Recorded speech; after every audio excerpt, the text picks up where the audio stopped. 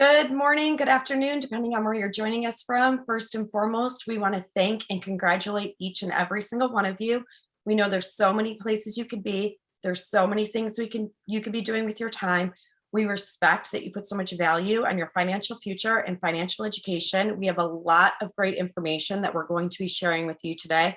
So we're going to be starting up now, and then this will be going on until 5 p.m. Pacific. We will be taking an hour break for lunch as well as a couple breaks in there. I'm going to share my screen so that we can jump right into it and get started. All right, if I can just get a couple of yeses that you can actually see my screen and you're seeing the slides and everybody's good.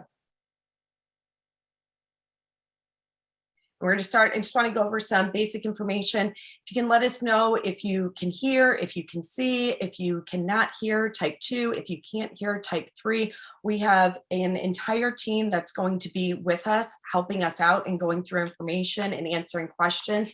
Please make sure that you ask any question that you have. There's no question that is off limits. You'll have a bunch of different speakers that will be here answering questions. We also have a great team that's going to be answering questions in chat and using the Q&A feature. The chat is actually turned up. So if you are writing anything in chat, we will all see it as the speakers. If you have questions, write it in the Q&A so that we can make sure that everything does get answered. If you have any AV issues, Matthew is here for that. We also have Valerie, Jennifer, Patty, and Jessica all here also answering your questions. Feel free to reach out to any of them with questions and they will make sure to get them answered for you. I'm also curious if everybody can let me know where you're joining us from. Let me know which city, state, and if you're from another country, let me know which country you're from. I want to make sure that we're personalizing the information as much as possible.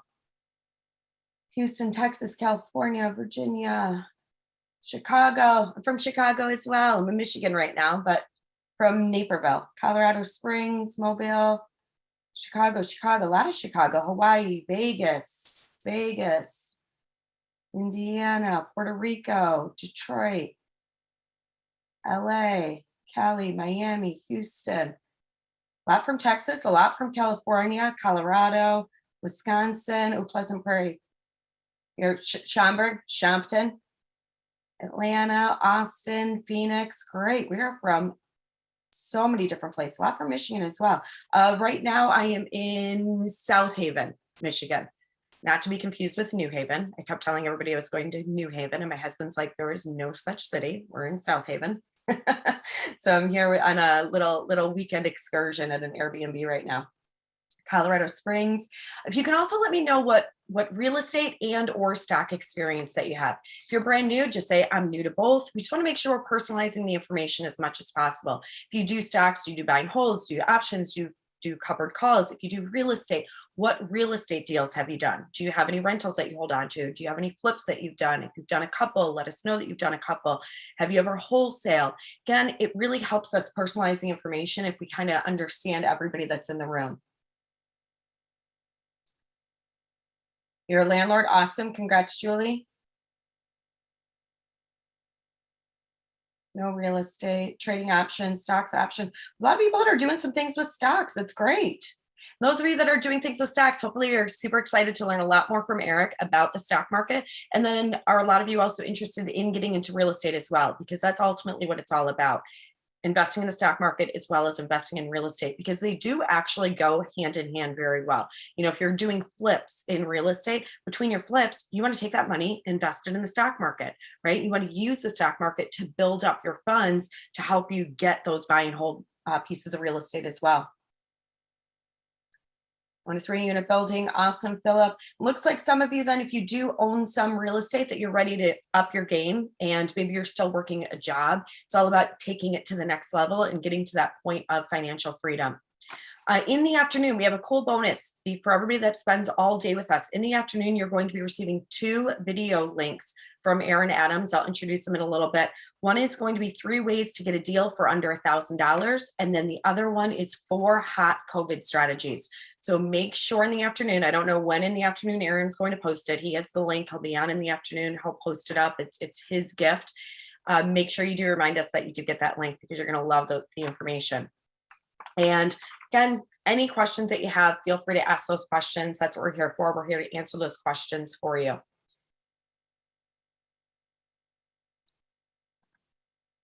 There's also going to be specials. So a lot of you on here, actually, I believe most people on here, you are a member of Infinity Invested. Do I have anybody on here that's a paid member of Infinity Investing? Anybody on here that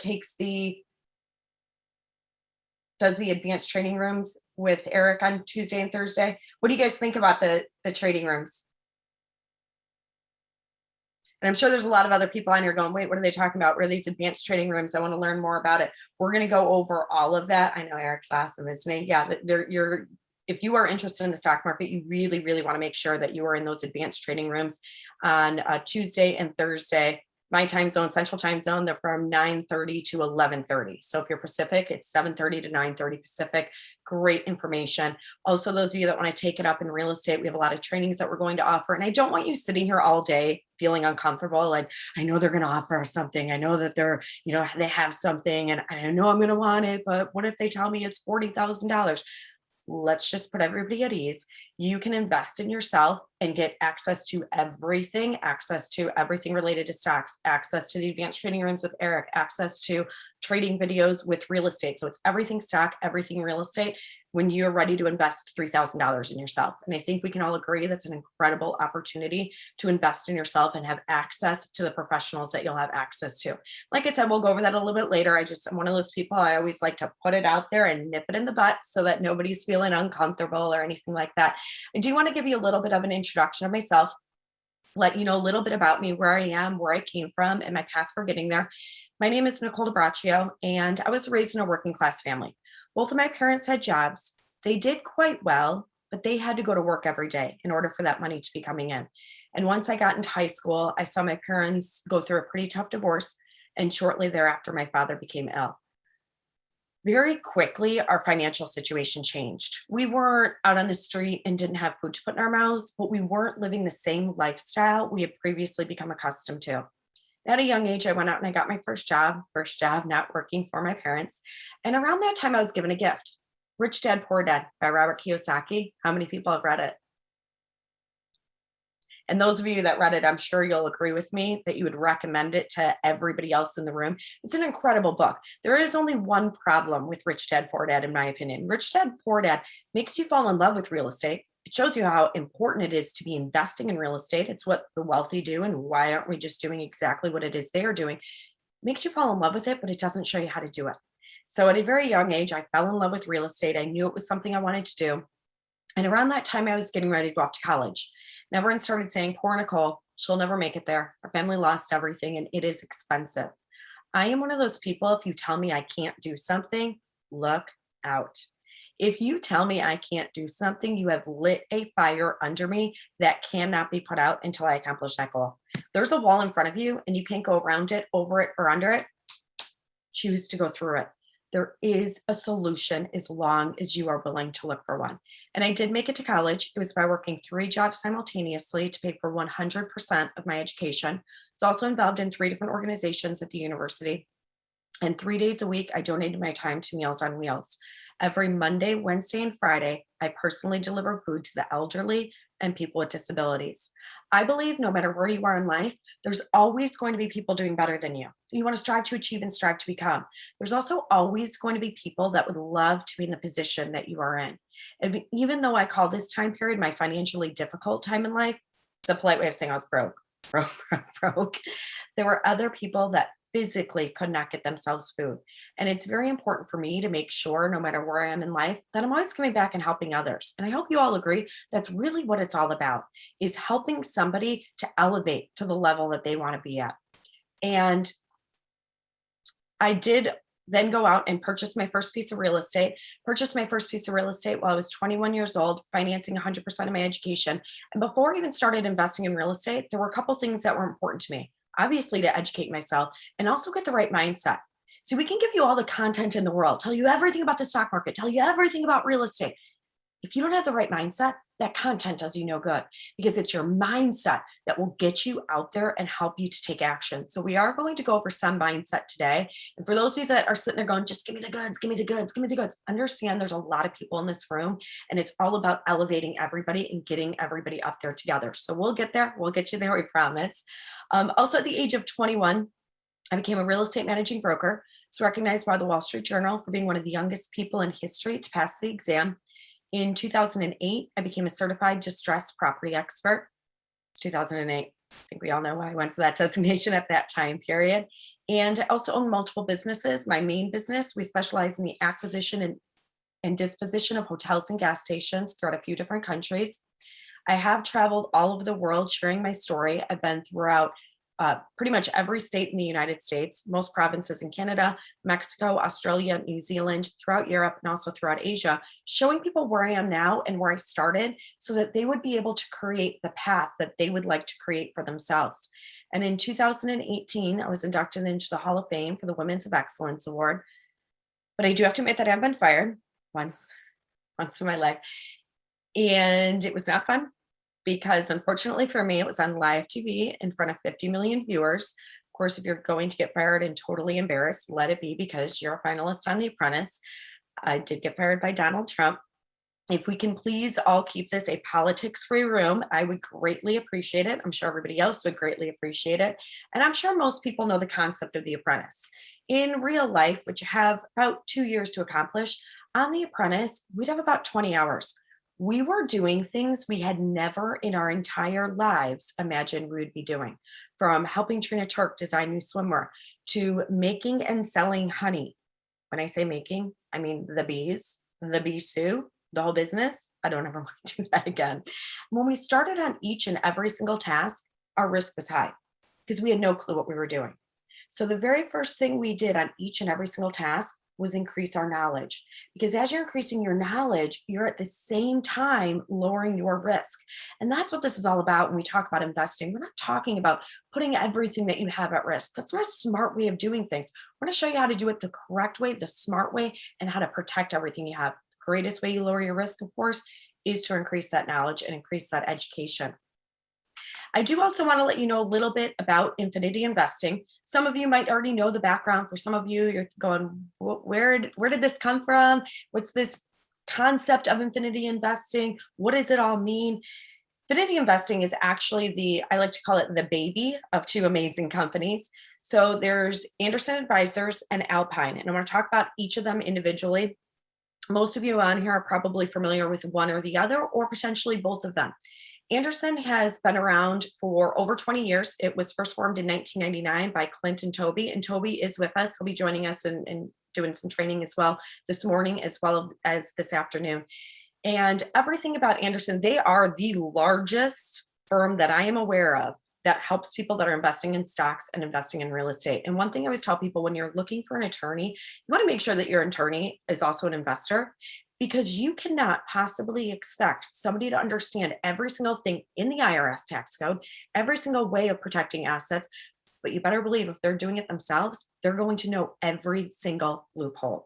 And the way that Anderson has been structured has always been very, very impressive because they have a lot of high net worth individuals. And what I always find interesting is when Toby will start to go over and say, hey, I see all these tax returns.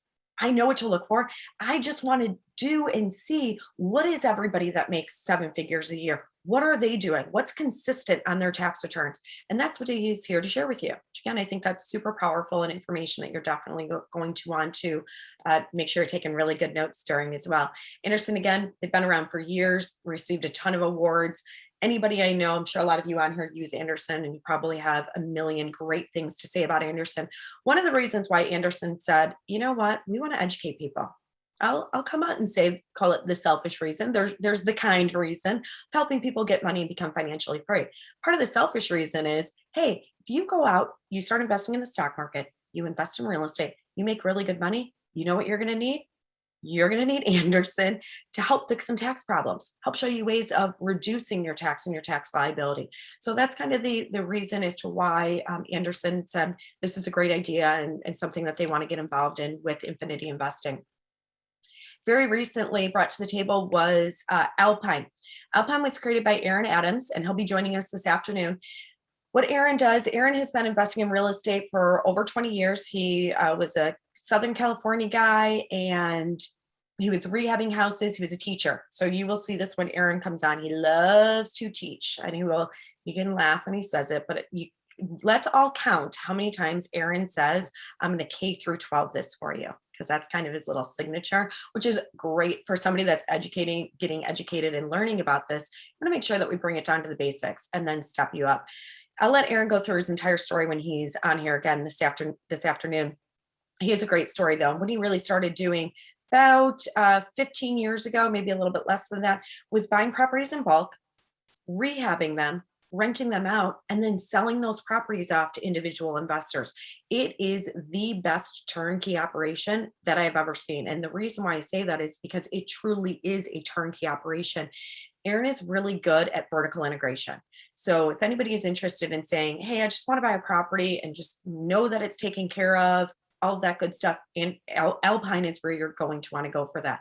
Because when you buy a property from them, they're the ones managing it. If anything goes wrong, Aaron also owns a construction company. So when he's doing these flips, he's not hiring somebody out and having to pay an upcharge for that. It's everything that he's built. Every single thing is in-house. So when repairs need to be done on a property, they can get in there and make sure that they're done very quickly. You're going to love learning from Aaron. I will tell you this, Aaron will definitely make you laugh. And again, don't forget, this afternoon, Aaron will be posting up the links for the 2 training videos. So you're going to want to make sure that you are on after lunch to receive all that. We have a lot of information we're going to go over today. As I mentioned before, we are going to start with a little bit of mindset. We can give you all the content in the world. If you don't have the right mindset, that content does you no good. And, even if you've heard some of this before, there's nothing wrong with hearing it again. Toby is going to be going over a lot of that. He's going to give us a lot, as I mentioned, of what the wealthy are doing. Let's follow that same system.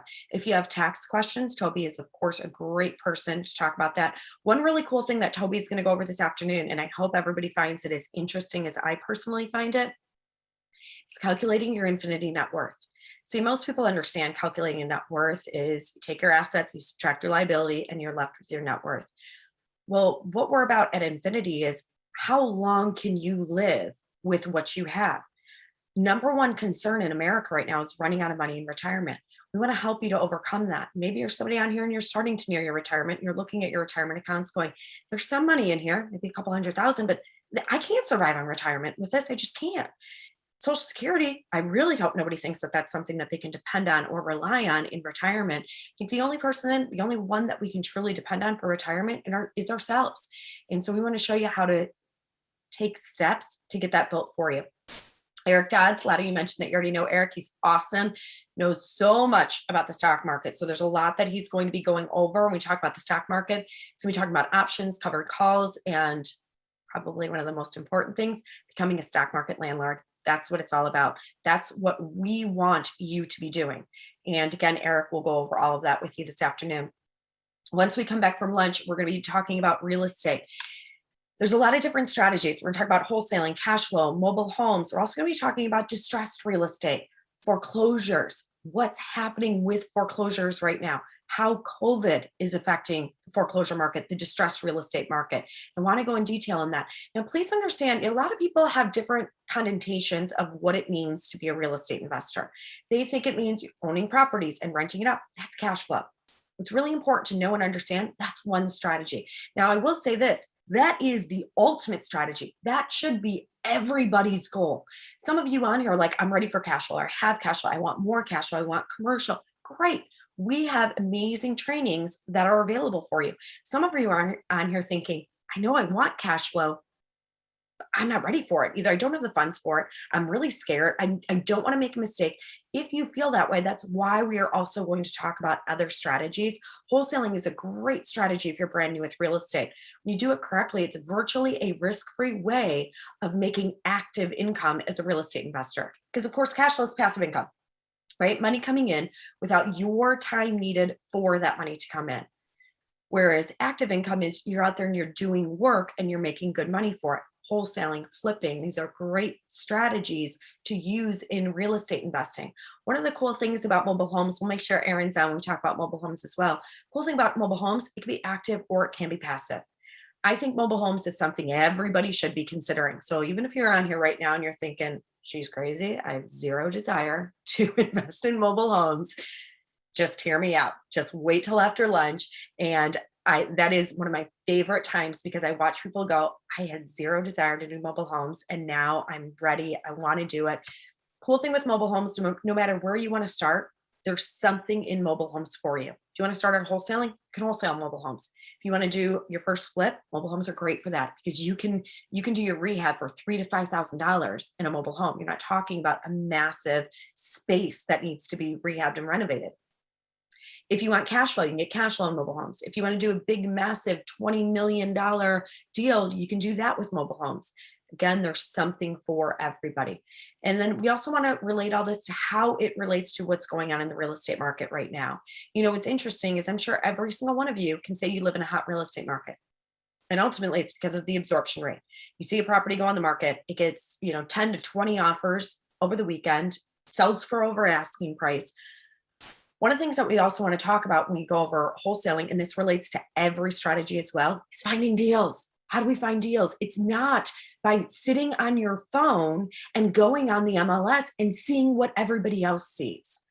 Travis Howard, one of Aaron's partners, he is a marketing genius, and we'll make sure to share some tips and tricks that he uses to have deals come to him, because that's what it's all about. It's about planting seeds and letting the deals come to you versus going out, looking on the MLS. 95% of real estate transactions happen through the MLS. We want to train you how to do the other 5%. We want to have those deals coming into your lap so that you're prepared for them and you're ready for them. And I'll tell you this, there's other things people get worried about. What if I don't have the money? What if I don't have this? What if I have too much here? You find the deals, you will find the money. The money is there when you have good deals. So spend more time getting trained on finding those good deals, learning how to market your business, learning how to market yourself, and everything else will fall into place. If you need to bring on partners, bring on partners. Again, this morning we'll be talking about stocks. In the afternoon, we will be talking about real estate. Make sure you are here for the afternoon because again, you have the free videos coming. We have a lot of great information. So after our 1 hour lunch break, you'll want to make sure that you're back for that as well. For all of the trainings that we have, all of our different memberships, place you can go to find information on them is www.infinityinvesting.com. Now, again, all of you on here are basic members, and I'm sure you love the information that you are receiving for free. And if that's your zone right now, that's where we want you. That's why we have a free membership. We understand not everybody can afford to pay $3,000 right out of the gate. If you're ready and when you are ready, and I hope today is a moment for a lot of you when you're ready to say, I'm ready to up my game. I'm ready to get more knowledge and more education and invest in myself. And that's ultimately what we're here to do, is help you make that transition and help you pull the trigger. Any questions you have at any point about any of the memberships, feel free to ask them in the Q&A or in the chat, and we'll make sure to get those answered, myself and as well as everybody on the team. Again, a lot of information included in the basic membership that you guys are all aware of. I'm going to go right through these. And with the basic membership, hopefully a lot of you are already jumping on the Wednesday calls with Eric. Once you do become a real estate pro, and that's what it's all about, right? If you're serious at investing in stocks and serious about investing in real estate, you want to be a pro about it. And on the Tuesday, Thursday trading rooms, that's where Eric really steps it up. That's why we call them the advanced trading rooms. So you really want to make sure you take advantage and get into those rooms as well. I want to go over everybody that's going to be speaking to you, everybody that's going to be here today. It's not just me, thankfully. You'll have difference of voices coming in and different experts. Eric's joining us. I'm going to have him jump on and do a quick intro of himself so everybody can welcome him. Does that work? There you are. All right. Hey, Nicole, good stuff this morning. Thank you. Thank you. Live from the Anderson Studios. Great setup here. Yeah, a little bit about myself. Hi, everyone. Again, thanks for joining us on a Saturday. What what a beautiful day, and a great day to be learning. So just a little quick story about myself. Been in financial services. Next month, I'll be able to say, I guess, 20 years now. I kind of joke with people or tell people that, I got started doing this when my grandfather got me involved in this many, many years ago, and got me started when he would kind of sit me on his lap and talk about the business pages. And if we weren't doing that, he was talking about, we were playing Go Fish with cards. So just something that I was attracted to really early on.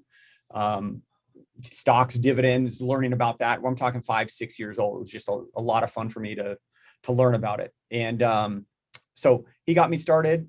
I joined the military after high school, found myself helping my shipmates when we'd go out on tours out in the sea. I'd walk off the ship and I'd have money they didn't. So they started asking questions about, what are these retirement accounts you're putting money into? What's savings, what's budgets, what's all this? Kind of found myself being a little financial advisor without being a financial advisor. And I enjoyed it. I enjoyed the education, the teaching, and ended up that when I got out of the military after a slight detour, I started studying to get my licenses, and went and joined up with a family friend in Southern California, where I was living at the time, and started helping other advisors. And then after about 3 years of working there, I said, hey, I want to work more directly with clients. So teamed up with an advisor that was out of Las Vegas, and worked with him for a few years until he retired and took over the practice. And then here we are, helping tons of families, 20 years in now. Just a lot of fun, a lot of blessings, a lot of people confirming that, definitely on the right path in life 20 years later. So it's pretty cool. My wife is retired. She's going to be 30 this year. I can't really say her age. I'll get in trouble. But she retired. I have 6 kids, 3 from a first marriage, 3 from this marriage. And so she does a great job of running the house and taking care of things, allows me to do what I love to do. So besides enjoying being a husband and a father, I get to do this, and she allows me to pursue my passion, which is great. So it's a lot of fun. I've got kids that span the decades, from one that was born in 97 and one that was born in 2019, and a whole jumble in between. So anyways, a lot of fun. Looking forward to later today. I'll be in the background answering some questions in the morning that pertain to me, if you guys have them, but looking forward to when we get it up and going a little bit later on in stocks and options and everything you guys are going to learn from Aaron and Nicole and Toby. You guys are in for an amazing day, and you're in the right place to learn. That's for sure. Awesome. Thank you so much, Eric. Yeah, a lot of people on here already are familiar with you in your trading room. So I think they're excited to spend some time with you. That's awesome. Yeah. Thank you. And, as I mentioned, there's so many pros today that you guys are going to be learning from. And that's what it's all about, learning from the pros to ultimately become a pro. That's for sure what it's all about. I'm going to do Aaron's. I kind of did Aaron's intro already a little bit, but Aaron Adams, as I mentioned, he is the founder and owner of Alpine Capital Solutions, do a lot within single family, and also going to be getting into this year syndications. So if you're interested in syndications, feel free to ask any of those questions. I'm very familiar with them as well. Make sure to get those answered for you. I'll let Aaron do his whole spiel more so in the afternoon, but you guys are going to love learning from Aaron. And for some of you on here, you will have the opportunity of spending 3 days live in Indy with Aaron and learning from him. And I will tell you, I can't even begin to think how many times I've listened to him speak for 3 days, and I still find him hilarious. So it's awesome because you're learning a lot. It's, it's educational, and it's definitely entertaining. And you'll see that when he comes on this afternoon. He'll come on and you'll be thinking, I definitely got to spend 3 days with this guy. We'll give you the opportunity to do that as well. A lot of you on here are probably familiar as well with, there it is, Mr. Toby. Before I have him jump on, I do want to especially announce that Toby has written the book Infinity Investing. If you have not pre-ordered it yet, definitely go onto Amazon and do that. It is already ranked #1. So we can now say that today you will be listening to a #1 selling author. And as I mentioned, you can get it on Amazon. It'll be coming out, I think it says on here in March, but I believe it's April 13th is the date that Amazon told me. So without further ado, let's bring on Mr. Toby. Hey, Nicole. Good morning. Good morning. How are you? I'm doing great, or afternoon, I should say. You're probably in the afternoon. Yes, I am. Michigan. Still morning here in Vegas. So yeah, thank you for the introduction. And yeah, tax-wise, excuse me, not tax-wise. I've written four other books, four versions of tax-wise, plus a couple other books, some for lawyers, some for normal people. But Infinity Investing's coming out in April. We had a little bit of issues with getting delivery and getting all the printing done just because it's a pandemic. That's the best way to put it. Just because the world is going through something right now. Because we have the plague, right? But it'll be out there. And yeah, we hit #1 in personal finance, new releases last week. It was pretty cool. I don't know how all that stuff works, but I just look at it and say, hey, as many people as we can help, let's do it. The easiest way to state this to you guys, and if this offends some of you, so be it, it's the truth, is that for the most part, we're being lied to constantly about financial matters, about tax matters. Politicians are doing their thing. The news is doing their thing.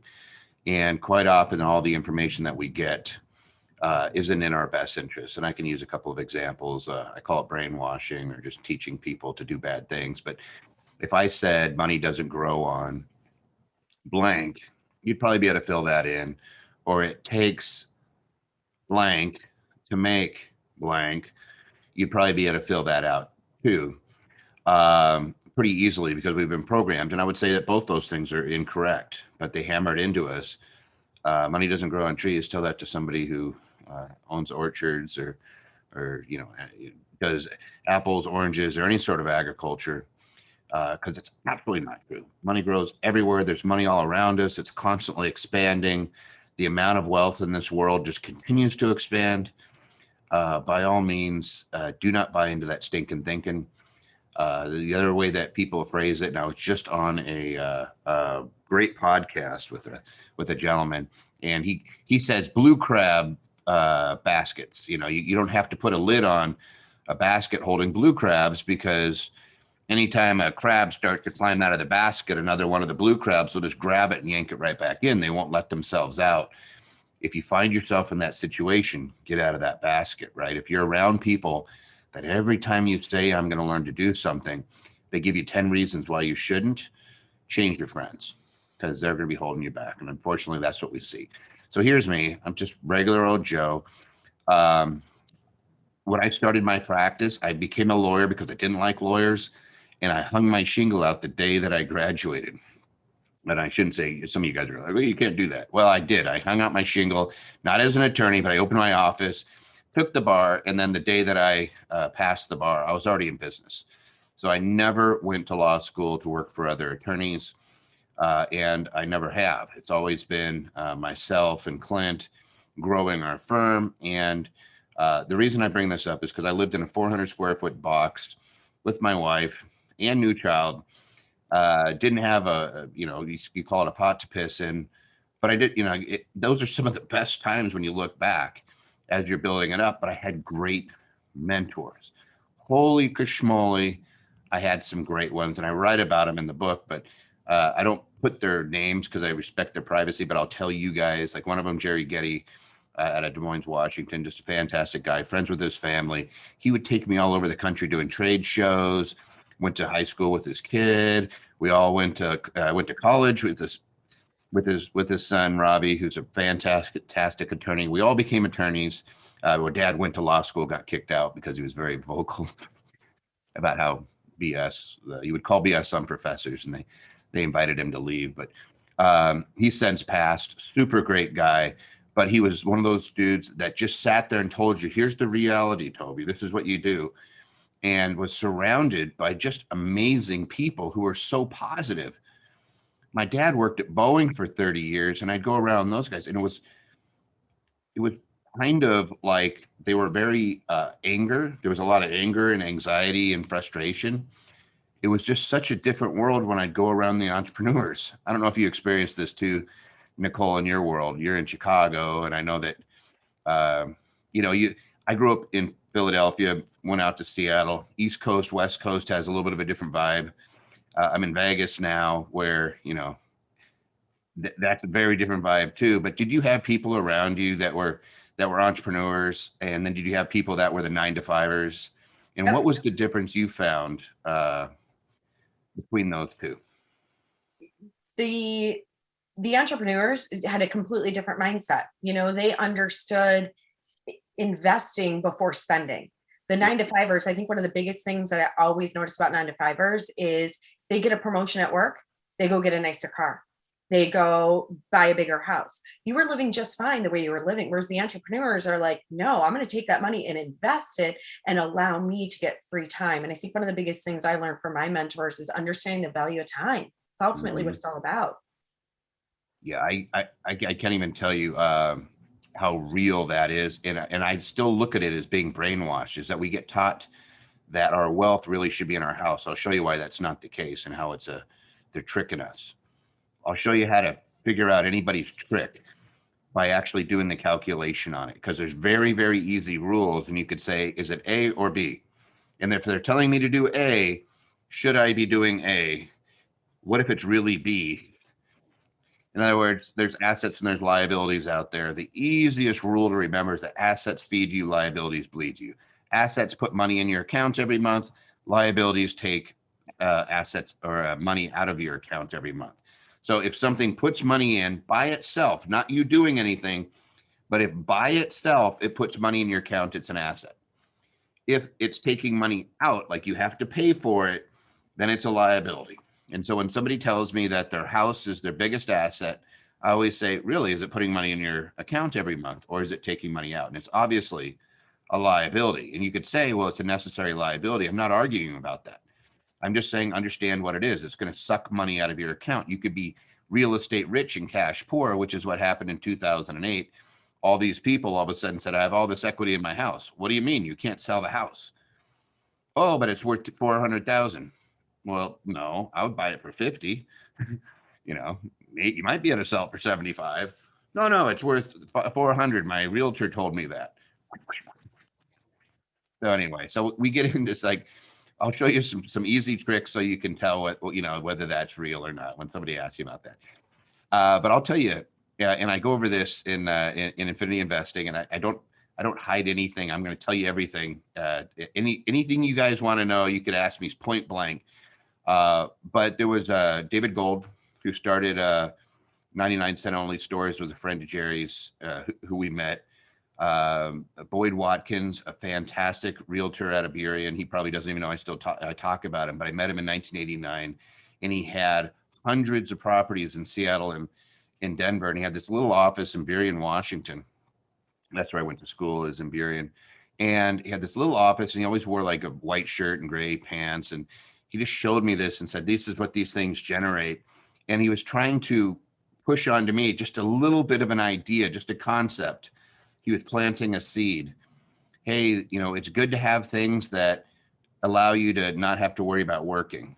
And all of these guys are the same thing. Gene Thompson out in Seattle, Washington, owns a bunch of Quaker, I think it's still Quaker State. At the time it was Minute Lube, these oil place, the oil change facilities. Then he had a bunch of Subway franchises.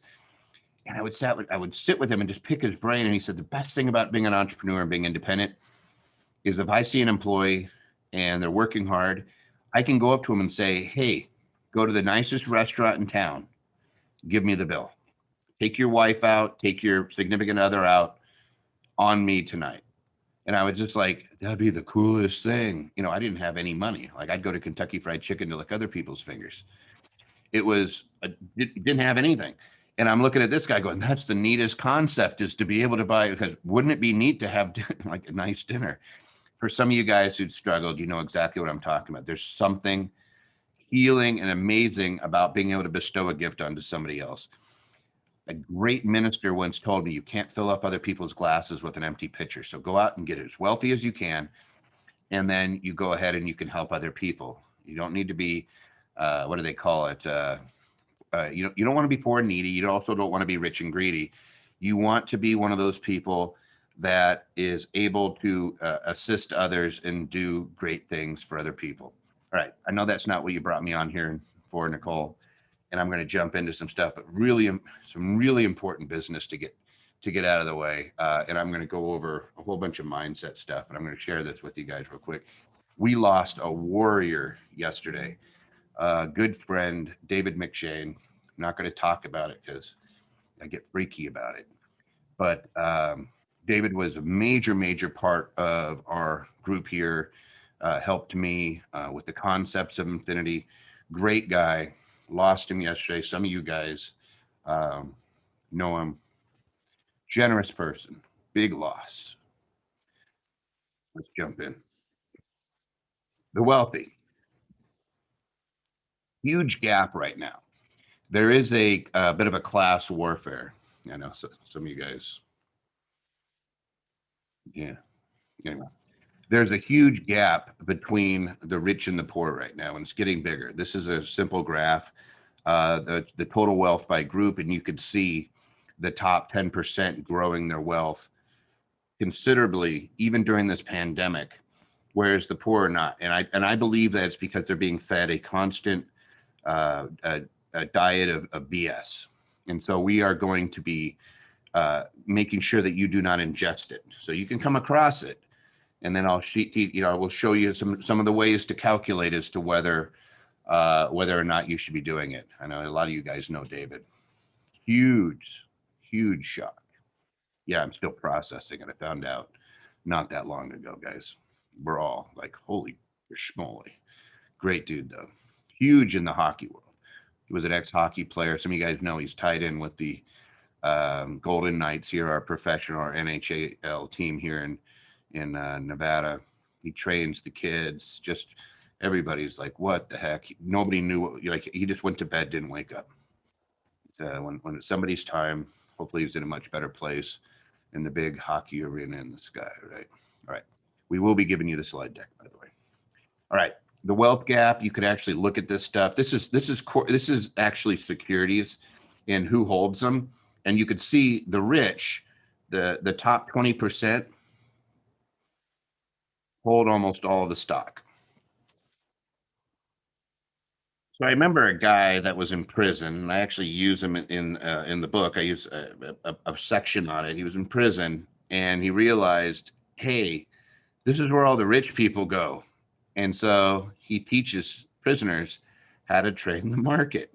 And I'm not kidding you. Like you'll go figure out who it is if I say it, the name. But it's so true is you start realizing that there's asset categories that the rich invest in that the poor do not invest in, and when they do it at the control of the rich. In other words, we'll go into a mutual fund where on average it's about 5.5% goes to somebody other than you, and they'll trade, and that's going to the wealthy.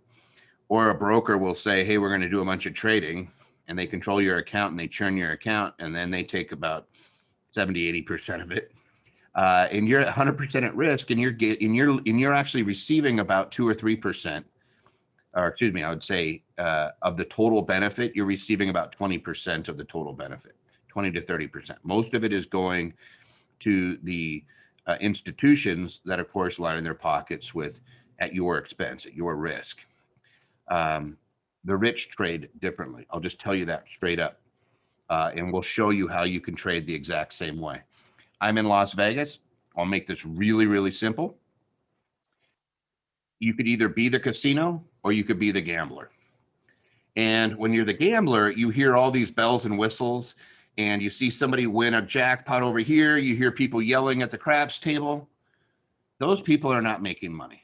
They're the distraction. They're the ding, ding, ding, ding, ding, ding, ding. And you're like, oh my gosh, I'm going to go put money at that machine.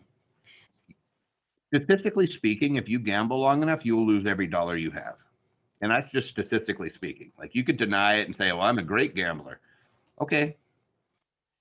Statistically speaking, if you play if you play the slots, you will lose all of your money, guaranteed. Statistically speaking, on the same token, the casino will win all of your money, statistically speaking, right? So then you look in there and you realize the people that make the money constantly, day after day, night after night, it's the casino. So why on earth would you want to be a gambler? There's a sure bet about as sure as it can get. And that's if you're just taking a little piece, if it's 2 cents of every dollar, right? You don't have to be greedy. You don't have to try to take everything from everybody, but we have these huge structures down. We have billions of dollars on this strip, and it wasn't done from losing at gambling. It was done because the casinos, statistically speaking, will win. And that's what we want for you. I see it on my end because I do thousands, like our firm has over 300 people. We do close to 10,000 returns for investors every year. All I have to do is go to the tax software and query Schedule D, Schedule E, 7 figures and above. What are they doing? I can just look at everybody who's making a ton of money. What are you doing? And you know what? They're all doing the same thing. And what's even more important is they're doing something different than the people at the bottom. And they're telling the people at the bottom to do this other thing. Meanwhile, they're enriching themselves. And I'm not saying my clients, I'm just saying that in general.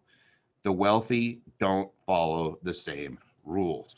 Nowhere is that even more obvious than what's going on in society right now. The unemployment rate for folks making over, what is it, 60,000? Oops. Let's see if I can zoom in on this. I'll put this up here. If you're making over $60,000, your unemployment rate has gone down. If you are in the lower tax, if you are under 27,000, you're getting hammered. The rich are enriching themselves and like nobody's business during this pandemic. Look at what Amazon's done.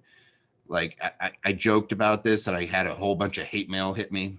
I said, hey, the day that Costco won't let me buy an ice cream and walk around its warehouse, you know, in the middle of a pandemic, eating the ice cream with my mask off, the day that they stop doing that is the day I'll take it super serious, right?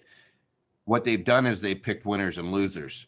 You can't tell me that it makes sense that Walmart's open and Target and in all these grocery stores and Costco, yet a little florist has to shut down. Like, again, some things you just have to look and say, hey, this, you know, yes, it could be a serious pandemic, but why are we picking winners? My brother works for Amazon. They sent the executives home and all the programmers home. And he said, boy, Amazon really cares about its employees. And I have another brother who's ex-military, and he was a biological warfare officer. He was NBC unit. And he was sitting there. They were going head to head at it because the ex Army guy, or I should say, you know, nobody's really ex. It's the Army guy is sitting there saying to my brothers, like, you don't get it. There's plenty of people working for Amazon that they're putting on the front lines that are still being exposed. And it was all the people in the warehouses and everything else. And it comes out later. But at the very beginning, it's like, oh, Amazon's doing great. No, Amazon is going to benefit from this. It's like, don't be so naive as to realize that it's not like they're evil. It's just that they have, like, sometimes they have different incentives. And they may even believe it. Oh, yeah, we're great. This is fantastic what we're doing. But it's hurting these guys. 23% drop. Now, some of that is the pandemic insurance benefits. We just had the American Rescue Plan get enacted, and I'll show you why that's silly. But it needs to be more targeted, in my opinion. It's a good thing I'm not a politician because I'd get yelled at every day because I'd say this is really stupid. We could have given every American what $6,000 or something, and instead we're going to have to pay $6,000 and they give us $1,400, and they don't even give it to everybody. They give it to a bunch of people technically who don't need it as well, and they're not being very targeted to the people that have really suffered. But that's, you know, topic for another day. It's just there's a ton of cash out there. I will actually show you the numbers, and you're going to freak out and say, why are we dumping more cash on this problem when there's so much cash sitting on the sidelines? It's freakish, weird. So the poor are absolutely getting hammered. We could see it in real estate. And Nicole, this is something for you and Aaron this afternoon, if you can hit on. Look at the studies as to what's being built and for whom. The rental real estate market has shifted in the last 10 years. Do you think that do you know what I'm going to say? Are you ahead of me? There's no affordable housing. There is none. It is dropping. It is literally going this same direction. Like if you looked at affordable housing, Anything under 1,000 has been doing this. And you can read my writing. And everything over 1,500 is doing this. And they're catering to the millennials because they saddled them with so much dang debt that they can't buy a house. And so, and basically they're pushing out. And who's going out on the street again? Who are they hosing? It's the poor. Mhm. So as investors, we should be looking and saying, hey, where there's a problem, there is money in for a solution. And all you got to do is like, who's the biggest investor in mobile homes in the United States? Do you guys know? I know you know, Nicole. I was like, oh, can I answer? Or are you asking them? Yeah, let's ask it. Hey, in chat, who's the biggest investor in mobile home parks right now in the entire country? Wall Street, Blackstone, Buffett, Goldie, U.S. Fed, Buffett, Omaha, Warren Buffett, Warren Buffett, Warren Buffett, hedge funds, Aaron, HUD, good. Who do you think? What's the answer, Nicole? Warren Buffett. Warren Buffett. Why do you think he's going there? Warren Buffett is the king of value investing, by the way. He actually, like, if you go to the Columbia School of Business, that's his program there. That's what they're teaching. And it's absolutely the case. It's where's the value? There's a huge need. And he's providing affordable housing. We need to do the exact same thing. It's tough to build multifamily, especially now with building prices going through the roof. The cost of materials has skyrocketed since the pandemic hit. It's about 3 times as much just to buy gypsum. Soft lumber prices have skyrocketed. It's super, super difficult to build multifamily and make it profitable unless you're going in towards that over $1,500 a month range, which means it's on us, guys, which means there's huge opportunity, but you can do well and do good too at the same time. Don't ever think that those are different concepts. You can absolutely help people and still do very well financially yourself.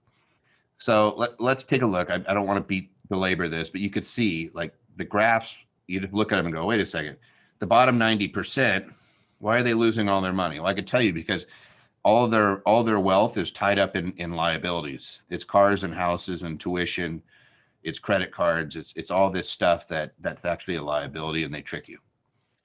Absolutely. Yep. You can invest in all sorts of areas. Everywhere there's opportunity, guys. Everywhere. Whether it be residential assisted living, whether it be housing for autistic, whether it be veterans housing, whether it be single family residences for families, whether you're doing lease options, whether you're helping people transition their homes, wholesalers. I work with a single group where there's 35 people all making over $1 million a year doing nothing but wholesaling. All of them. And they're all different markets, and it doesn't matter where you're at. You can absolutely apply this anywhere you go. All right, personal savings. The reason I say we just passed a $1.9 trillion Rescue Act, the American Rescue Plan, when savings have never been higher. Here's current savings. Here's going all the way back to 1960. So we have more cash than ever. This is American accounts. Gross personal savings. Here we are. It bumped up because we didn't have anything to buy during the pandemic. We couldn't go to restaurants. Look at this. This is actual data. US Bureau, this other one's same thing. This is from the Fed. This is Federal Reserve economic data, if you wonder what Fred stands for. So you could absolutely see all of the cash. We're sitting on a crap load of cash. So we need to be rescued by giving us more. They printed 23.8% of all US dollars in 2020. Let that sink in. Is that a result of Fred printing? Take a look. Yes, and they are going to do more. If you don't think this is scary, I have to say this, you don't understand what Toby just said. And I'm going to say that very blank. I mean, this, if you understand this, you should be looking at it going, oh my gosh, that's insane. That's, It is kind of nutty. But why isn't inflation hitting us? I get asked that all the time. You guys can just Google my name and you'll see I've been in a bunch of articles recently because they keep asking, what do you think? And I'm like, it doesn't, like, the rules aren't applying right now. The pandemic has changed things to where what would normally occur doesn't normally occur. So like when the market tanked in March, Eric and I did an emergency webinar. We went out there and we said, this is not real. You have about a 99.9% chance of recovery within 6 months. Buy everything you can. We just went and looked at every single black swan event. And with the exception of one, which was the AIDS crisis, every single black swan event in our history is recovered within 6 months, where it's not an economic issue. It was an external factor like a pandemic, a terrorist attack, a war, all these things. And then like the AIDS epidemic was the only one where we didn't make a complete recovery, but we were less than 1% down 6 months later. And so we looked at it, we said, guys, this is irrational. When there's fear, be greedy. When there's greed, be fearful. That's a Buffett saying. When there's fear, be greedy. When there's greed, be fearful. So, right now we're looking at it going, is there a lot of greed going on? Look at what's going on in the market, be a little bit fearful, right? Make sure you're putting your monies into things that are truly assets. And I'll show you how to calculate it. So the easiest way, we do not need more fear.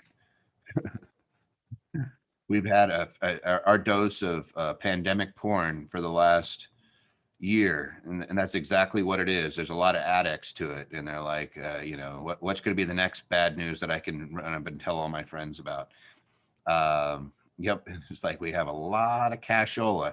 You don't want to be sitting on it. So I look at my mom; she's in her 80s, and I always think that when they do this stuff, they're hurting my mom. That's the way I make it personal. I'm like, well, they're devaluing my mom's checking account. I don't like that because she has to live. Yes, I could go over there and support her. But I still look at it saying there's a lot of people that don't have that luxury and they're in an interesting situation. And for them, it's even more critical. So I'll just let the cat out of the bag. When we're talking about infinity investing, the whole concept is how long could you live off of your passive income streams, not your money. Like, I don't want to count your job. I just want to count your assets. I don't care if you say, hey, my furniture's worth 50 grand. All right. How long could you live? If you lost your job tomorrow and can never work again, how long would it take you to burn through everything? Well, I'll show you the calculation, but it's a number of days, right? If you do not have as much passive income coming in, and I say passive is rents, royalties, dividends, interest, and short-term capital gains. I'm not going to count long-term. It's short-term stuff that's actually generating income right now. So rents, royalties, interest, dividends, and short-term capital gains. Those are the 5 things I look at. And you just take a peek at them and say how much is coming in on a monthly basis. You can do the calculation. If it's quarterly, then you just multiply that by 4, divide it by 12, or divide it by 365, and we'll tell you how much is coming in every day. And you may have expenses, a daily expense amount of $150. That may be what you're ultimately doing. If you're spending, $40-some thousand a year to live, that's going to be around your threshold. And you need to have that much money coming in. Otherwise, you will run out of money at some point. And it might be 2 years, it might be 10 years, but we figure out that exact timeline. Say, hey, if you turned off the spigot of you working, how long would you be able to live? And if you have more passive income coming in than expenses going out, you could live an infinite number of days without selling off your stuff. Dumbing it down, I'll put it this way. If I have a jar of M&Ms and I live and I eat one M&M a day, that's what I do. Then eventually that jar is going to run down if I'm having to take an M&M each day out of the jar. But if I have a M&M machine making an M&M each day, I will never have to touch my jar of M&Ms. I will always be able to eat what's being generated. And you just need an M&M machine. That's it. And I'll teach you how to identify where they are, how much they cost, What's a good deal for an M&M machine? That's all we're doing. And I'll tell you, there's two places where they sell really good M&M machines. They sell it in the stock market and they sell it in real estate. They don't, there's no gold M&M machines. There's no cryptocurrency M&M machines because those aren't assets. Cryptocurrency, think about it. It's a currency. You have to do something to try to make it. It doesn't pay you anything. It goes up in value. That's great. But then you'd have to sell it and you get money once. What we want is a machine that continues to generate. I don't want to sell the machine. I want to buy machines that create the M&Ms. I want M&M machines, right? So anyway, so here's what society is doing. They're playing this game. You buy the old adage, you guys all know the fish adage, right?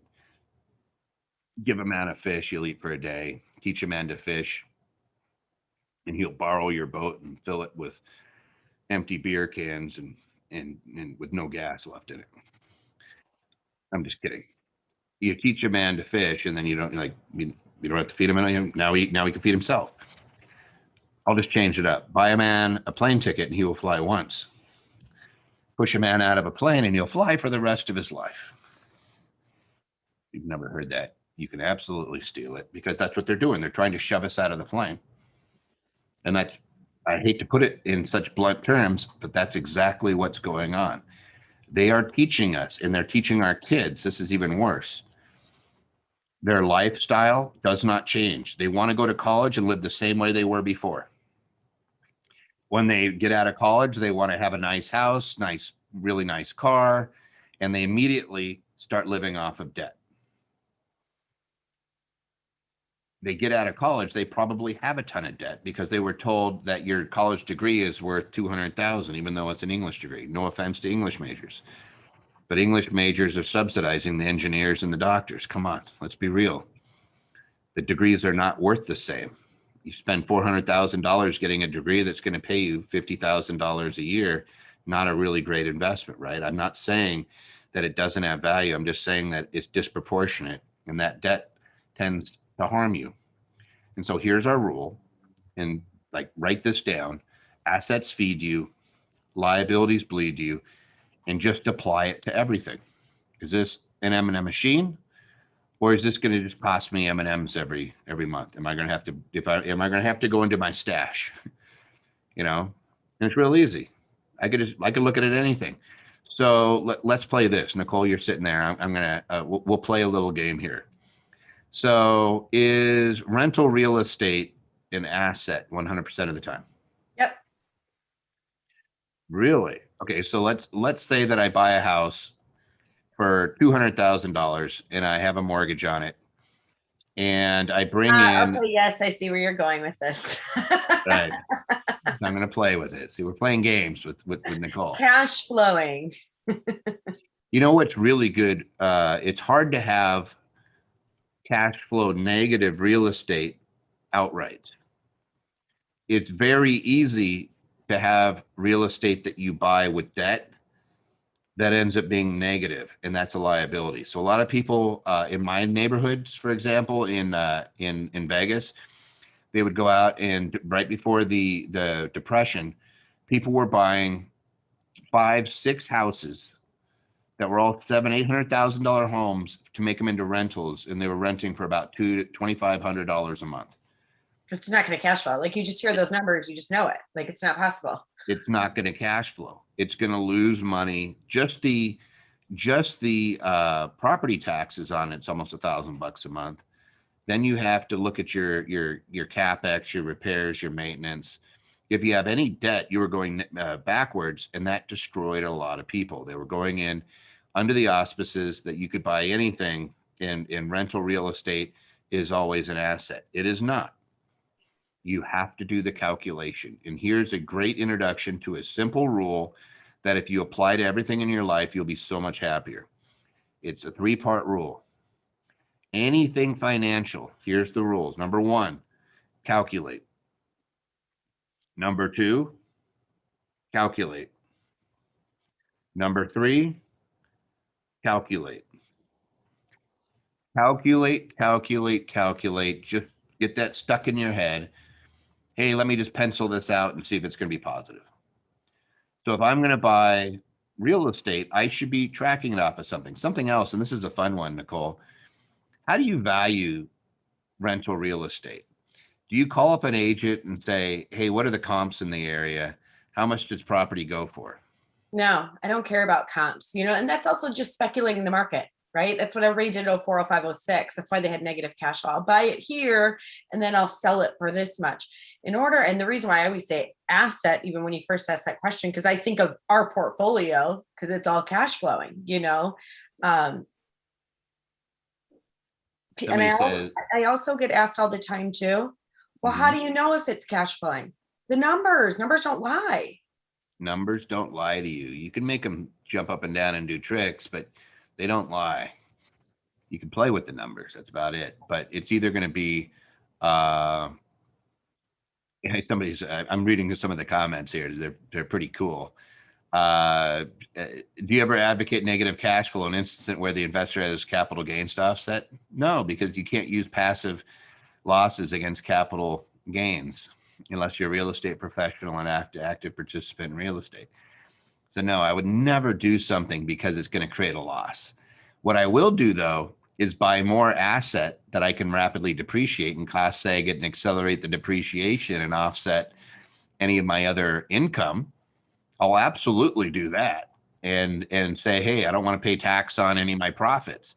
So like, I don't care about your taxable income from an asset liability standpoint. In other words, if you have $100,000 a year coming in tax free, that's still $100,000 a year coming in. If you have $100,000 a year coming in that's being taxed, I need to actually see what the net amount is that's going into your bank account. And so I always say, just grab your checking. Like, I'm looking at your income. I'm not looking at what something's worth. I don't care what my rental properties are worth. In fact, if you guys are like me, I have a couple hundred properties nationwide. We have everything from warehouse to mobile home parks to commercial property to I have a ton of single families. We do have some commercial buildings, but I don't want to know what they're worth. I bought a bunch of stuff. Yeah. You'll love this one. We're refinancing a couple properties because we have some balloons coming up. And I spoke with a lender yesterday, and he's like, I just need a ballpark. Like, what's your net worth? I'm like, I don't know. I'm like, I'll have to get back to you on that. And he's like, you just told me approximately how many properties that you have. You don't know your net worth. And he thought it was like the weirdest thing ever. He's like, give me a range. I'm like, I haven't had to do it in a while. I'm like, I don't care. 100%, because they're taught to look at your net worth, and your net worth is a fake number. I could have $1 million net worth and be getting myself bled to death by losing money on real estate and other things. And I keep saying, this is what happened in 2008. If you want to repeat those mistakes, guys, go ahead, go for it. But you're not going to do it here. We're going to look at it. We're going to say, I don't care what the house is worth. I care what it generates.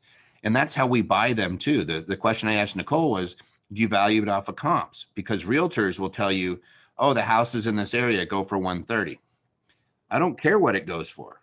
I care what I will back into my purchase number by what it generates. And if that thing is generating a positive cash flow of 10%, then I'll be able to then that's probably going to be a decent deal for me. And the way I'm going to value it is I'm going to say, hey, you know what? Half the rents is probably going to come to my bottom line. So I'm going to use half the money that it generates. And then it's an easy math equation from that. Your cap rate is your net operating income, the net divided by the fair market value. So I can pretty much say, oh, if it's generating 10,000 and I want 10%, the fair market value is 100,000. I don't need a comp rate. I don't need someone to do comps. I can tell you what the property's worth. That's because I don't value it off of what everybody else is buying. If everybody tells me that I should buy turds for $500 and somebody walks up and says, this turd is worth $500, I'm going to say, no, that's a turd. I'm not going to buy it. Right? I don't care what everybody else is buying. You could be going out. I've seen what people buy. They buy a lot of weird stuff, guys. There's a lot of investors that just throw their money away. I don't want to buy stuff like that. I want to buy stuff that is like, hey, you tell me if I buy a machine that produces M&Ms, you can't polish it. I love that. You can polish up your turd. Anyway, I could see what you guys write. You can't see what each other because we're mean. No, it's because we have people that join these and then solicit the heck out of everybody that's on it because we have so many people that join these, and so I just turn it off. I don't want you guys to get solicited. The most like you guys can join. You're already in it. The basic membership is free. We'll teach you the stock market. We will absolutely get you started for free. And then there's enhancements where you get a ton of value that are just awesome. And there's nothing out there like it. Like for what we do for the price, it's probably about 10% of what you would get from other companies, meaning that you're going to be paying substantially less. Everything here is ridiculously inexpensive for the value that you're receiving. And by the way, since we're talking about value, poor people focus on price. Rich people focus on value. That's probably one of the biggest differences is if there's something of value, they say, how can I add it to my arsenal? Whereas poor people are like, well, how much is it? It's gonna liberate you. Yeah, but how much? Don't be one of those people. Do not be one of those people. All right, things about it. Time is our friend. So the earlier you start, the easier it is. Doesn't mean that you can't do it when you're 70 or 80. It just means it's so much easier when you're like 18, 19, 16, 12. Get your kids in it. Somebody says, can you explain what that means? It means that somebody says, can you explain what it means a little more about the US printing money in 2020? Yeah, the Fed keeps when you look at your dollar bill and it says Federal Reserve note, the Fed is loaning it to us. So we have a whole bunch of loans that we owe to the Fed. They have a balance sheet. They never had a balance sheet before 2008. And now they have a balance sheet of like 8 trillion and it's about to go up to 10 trillion. So the US is in debt up to its eyeballs and we have lots of US dollars. They keep creating more, which means the existing supply of US dollars does what? The US dollar loses value the more dollars. So like if you have 10 widgets and you have the only 10, those widgets are pretty valuable. If they print and create 10 more, then those widgets become less valuable because there's somebody else with 10, right? You guys see it, and it should be inflation, but we're not seeing crazy inflation. We're seeing prices go up for sure. There's absolutely inflation, but we're in this weird pandemic world, pent up demand. I think personally it has to happen when they devalue it. But what we know is that if you don't have cash flow assets, you're not going to get bolstered. You're speculating, and we'll go into some of that.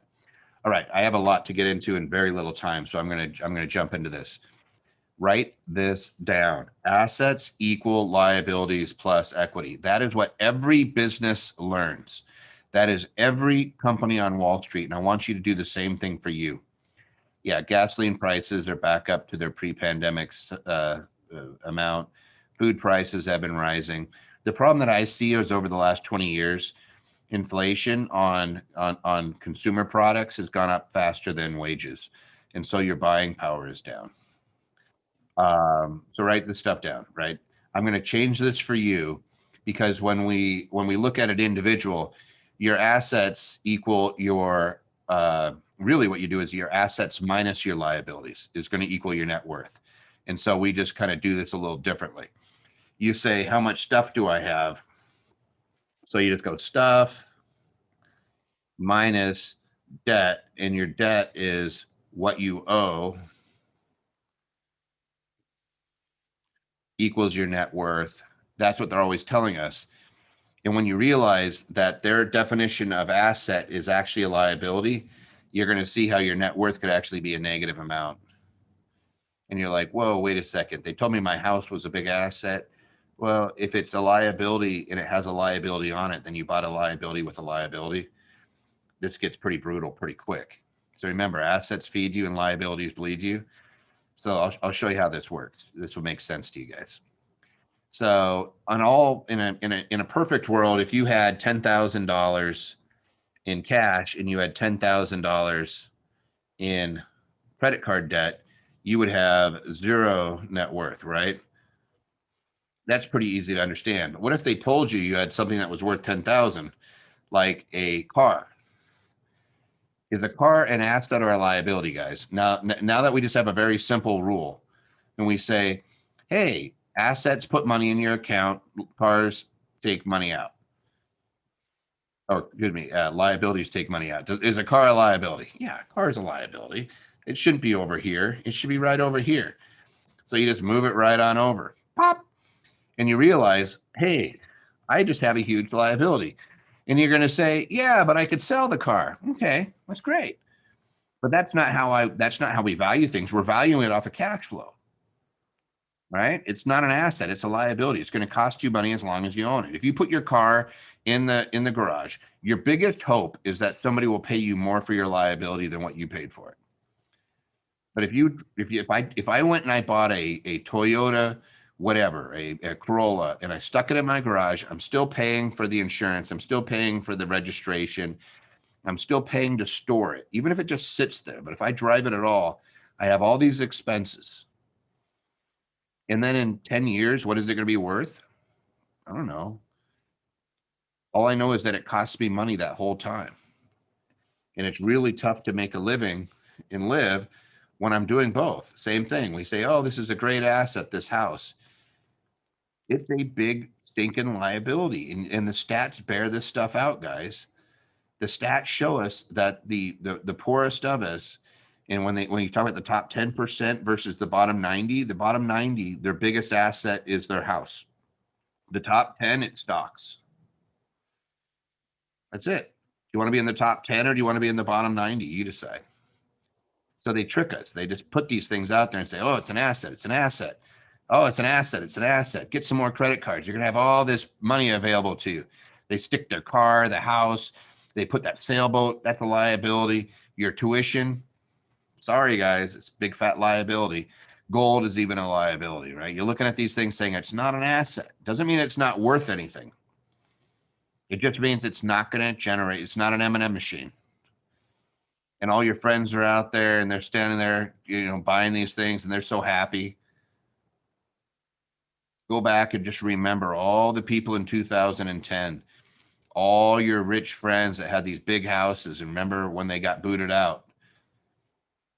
I remember walking out on the street and there was cops with guns on my neighbor because they had foreclosed on the house. We didn't even know this. It was across the street neighbor. And they were sneaking out the cabinets. They were taking it apart before they gave it to the bank. And the bank called the cops on them. So they're at gunpoint, taking the cabinets. They were in the garage and the garage door was open and here's 3 cops. And I'm like, holy kashmali. These are great people. But look what's going on. It's a trap, guys. And even more so, you'll oftentimes hear this. You'll end up in the golden cage. Is you're just sitting in here going, oh, but I have a nice car. Oh, but I have a great house. But I feel this pressure. I feel like I can't breathe. Oh, anxiety. Oh, I feel all these adjectives. And I'm just like,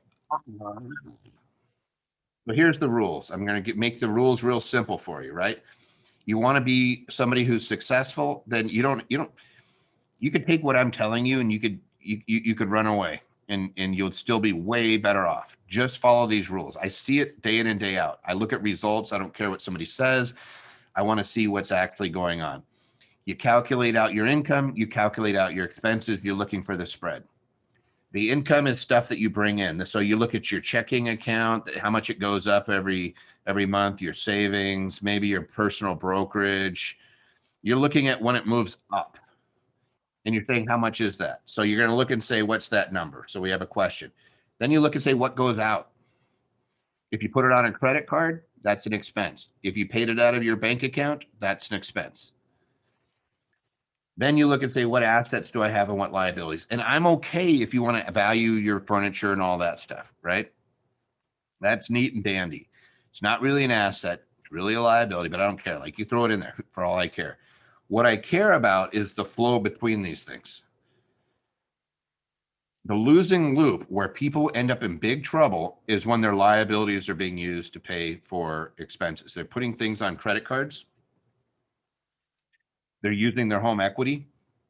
and they're paying for their expenses. Do not do that. If you find yourself in that situation, stop and get help right away, because that will absolutely be your undoing. That's going to put you into bankruptcy. If you find that you're paying your income to pay off all your liabilities, so all your money is going to pay the mortgage and the credit card bills and all these bills that you have, that's how you get into this loop. So the easy way to do it is do not pay for your expenses with liabilities ever. Don't pay for your rent or whatever else with your credit card if at all humanly possible. I know there's life circumstances that get in the way. Try not to. And just remember, go back to your school days if you played Monopoly, and remember when you start going around the board, you may have very little money, but if you land on something and you're able to afford it, you bought it because that was an asset that could generate you some income later. Somebody else lands on it and they pay you rent, remember? It's the same thing. If you don't own those and all you're doing is going around the board, you'll run out of money, absolutely. So you have to start getting in and focusing on that asset. And the easiest way to get to assets is to quit paying for liabilities and quit generating liabilities. So just say no. Do the Nancy Reagan. Put down the weed pipe, right? Just say no. No, if you don't know what I'm talking about, Nancy Reagan used to say, just say no to drugs. So when I was a kid, you know, I wasn't a kid. I guess I was in high school and Nancy Reagan was saying that. Great place to be in a Catholic school. Just say no, kids. Sure, Nancy. Um, so big no. Do not use your income to sit there and pay down those liabilities. Don't work to pay your liabilities. You may have to start doing this, but you don't want to be doing this. You know what you want to use to pay for your liabilities? These guys right here. And we'll show you. All you have to do, you could start buying assets. I'll show you how to buy an asset. On Monday, you could buy assets with about 30 bucks. And it's going to start producing income forever. Forever. Forever. It's an income stream. It's going to give you M&Ms forever. They don't break. So big no is don't buy liabilities with your income. You just say no. No. Do not buy liabilities with a liability. You get out of school, for 30 bucks, you could buy like a AT&T, and it's paying like 7% yield right now. You just sit there. Real life story. I have a trainer that I go work out with, super nice guy. And I'm always telling him, hey, buy this, buy that, buy this, because no one's ever taught him investing. So he was asking me this last week about AMC. Hey, do you buy AMC? I go, Nathan, you know what I'm going to say, right? You buy things that pay you. And he's like, yeah, I guess I'm doing okay. I go, what did you buy last year? And he's like, I bought Lowe's, I bought Exxon when I was getting beat up, and I bought a bunch of AT&T. He goes, but these guys, like, they say they're killing it. I go, what did you do last year? He pulled up his account, and his account with the dividends being reinvested, he was up over 30% in less than 1 year. And he's looking at me worried about what these other people are doing in AMC. And I'm like, Nathan, you have stuff that you never have to touch again, and it's going up already. Like, you have actual more money in your account because they're paying out dividends that are being reinvested. It's called a drip, and it's just going in. And I'm like, you're worried about the guy over there playing a slot machine, and the bells and whistles are going off, and you're thinking maybe that's a good idea. Dude, you're the casino right now. You are making money, and you didn't even know you went up 30%. You're just like, I didn't do anything. Exactly. Just sit back. Let the rules work. Do what the riches do. They're not worried about their accounts all day long. They're worried about what they're going to have for dinner at which restaurant, while the rest of us are not going, right? And I'm just teasing. I'm not going to make fun of Newsom. But do not buy liabilities with liabilities. You get out of college, well, the first thing you should not do is go buy a new car with debt, right? Buy the beater, whatever it is, borrow somebody's vehicle, go without, ride a bicycle, go to buy a beater, buy the $1,000, go to the auction, buy something. I used to buy and sell auction vehicles going through college. I could buy 3 a year in Washington without a dealer's license. So I'd go to the police auctions and I'd buy the old Caprice and these crappy cars, but you get them for $2,000, you could sell them for $5,000. Great. Paid the bills. All right. Just say no. But that's the losing loop. So, and then to undo the losing loop real quick is you use your income to buy assets. This is it. If you're making money, make sure you're putting, and I'll give you guys some simple rules here. The screen's going to go black for a second. It's intended. I'm going to give you guys real simple rule. If you are struggling right now and you have $100 come in, you take $10 and you give it away.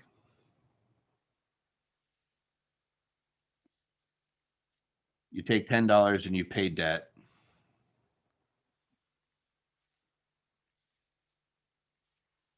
You pay $10 and you invest in assets. And you live off of $70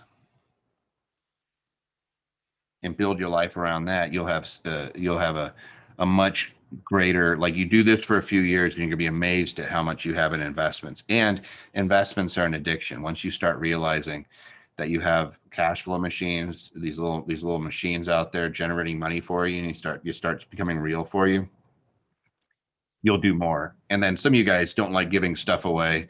I get it. I'm a big believer that you have to give, it's just the way I was raised, I guess, but everybody's different. I don't care if you can't give money away, put that money towards your debt initially, or split it up amongst your assets and your debt, and then give time away or do something nice for somebody. You have to plant those seeds, guys. It does make a huge difference. Like Nicole, you were struggling and you were still going to the Meals on Wheels, right? Yeah, 3 Yeah, days a week. Yeah. And So I we loved used to it. have to, we had to do something similar, even going through my college. Um, anyway, somebody just said, same as I was taught, buy the chicken to get the egg. Exactly. And then don't eat the chicken. Everybody wants to eat the chicken. And I'm like, it's going to produce you eggs, an egg a day. Like, that's pretty darn cool. Don't eat it. All right. So rule number one is use your income to buy assets. Use your assets to pay for your expenses. That's what you want. You want to start living off of your assets. And you can do the math. And I'll tell you, it's going to start changing your behaviors if you start doing the math on this. Hey, I've got, like Nicole, I'm sure you have cash flow properties that you could show them to make an extra $500 a month. I know Aaron does, but you're going to be You hit the exact number. I'm going to show that this afternoon. One that makes a little over $500 a month. Yep. And that's about right. You're going to buy, little single family houses that aren't in this crazy stuff. And you just put that, you just sit there and somebody says Richest Man in Babylon, great book. Same principles. It's not new, guys. It's what the rich were doing hundreds of years ago. It's what they're still doing to this day. And you just realize, it works. So why are we doing all this weird stuff and chasing after all the stuff that they're telling to us on TV?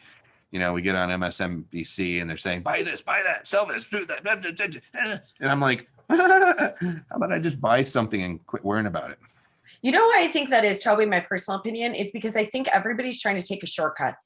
Like everything that we teach at Infinity, we're not going to tell you that you do this and in 2 months you're never going to have to work again. That's not the reality of it. It's not a get rich quick. And if you think that, you're in the wrong program. Yeah, it is a get rich slow. But get this, I tell people on the law side, I'm a tax attorney. I say, do a 200-year plan. That'll fix it. Because compounding will absolutely put the money in your pocket. Compounding's the trick. If you can get compounders, and Eric's going to show you compounders next, I'm probably going long, but you get compounders and that will solve so many issues. This afternoon, I'll probably go over some compounders and how it works and how you can identify them in businesses, but that's actually what Warren Buffett does. If you don't think that these guys are looking for things that will compound, you're nuts. He who understands compound earns it. He who doesn't pays it. I'm not trying to be sexist, but that's just the old saying. All right, last rule is assets buy liabilities. I don't care if you buy a Maserati, if you buy a Lamborghini. I just don't want you working for it. Let something, like if you have rental properties or if you have dividend paying stocks, there's very specific things that generate income and you have those sitting in your assets. use that money to buy your nice stuff. And then I don't care. Yeah, somebody says I'm 47 and feel so far behind, so the shortcut was enticing. When you do a 200-year plan, you'll realize that if you plant a seed today, and I'm sure you're going to go over this exercise of a penny being compounded. If you can plant a seed today, Shannon, it's going to be a shock of where that seed, statistically speaking, will be in 200 years if you put it in the right vehicle. It's ridiculous. I'll show you the math when I come back after lunch, but you're not behind. And the other thing people do, and this ticks me off as an attorney, because I know what it feels like to not have much and to have people treat you like crap because they think you're like you don't have any money. Yeah, yes. Put those people, get rid of them, get them out of your life. Those are the crabs. But I used to say this, like in the lawyering business, somebody will come in and they say, I want to do an estate plan. And the first thing they ask is, what are you worth? And, it's only appropriate for people. And I'm always like, wait a second. That would be like the alarm company coming into your house. And you say, hey, I'd like to get an alarm for my house. And they look around your house and they go, well, you really don't have a lot to protect. I don't think you need an alarm. It's like, what the hell are you talking about? This is my stuff, right? And I want my security. Why are you telling me I can't have my security? Anybody can create a multi-million-dollar plan, even if you don't have anything in your life, because the simplest thing you could do is insure your life. You create a vehicle and a plan and say, this is what I'm going to do, and this is where this money is going to go. And you pass away, all of a sudden there's a bunch of money in your plan and it's off on its way. And so when we do legacy planning, I'm always say like, hey, think 200 years, think 300 years in the future. What do you want to be known for? And there's nobody that can't do it. Everybody can do it. And if you say, well, I have cancer and I'm old with no money, then insure one of your kids or insure somebody else, get somebody else and say, this is what I'm going to do. You can absolutely still do it. But I would love it if you use the infinity, the infinity process, because it's so easy. And this is exactly what it looks like when you're doing it right. Your income's buying assets. Your assets are paying for your expenses and your liabilities. Your assets are continuing to buy more assets.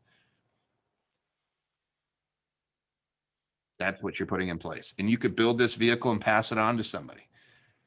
It's not difficult, guys. We can all do it. And if anybody tells you that you can't, they're full of crap. You absolutely can. That's BS.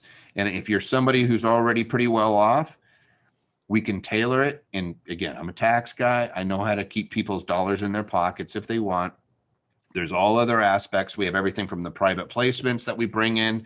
We bring in investment opportunities to people, including properties, single family properties to the tune of dozens per month. You have the opportunity to go out to the field training where you're actually going out there. I mean, Nicole will go over all this.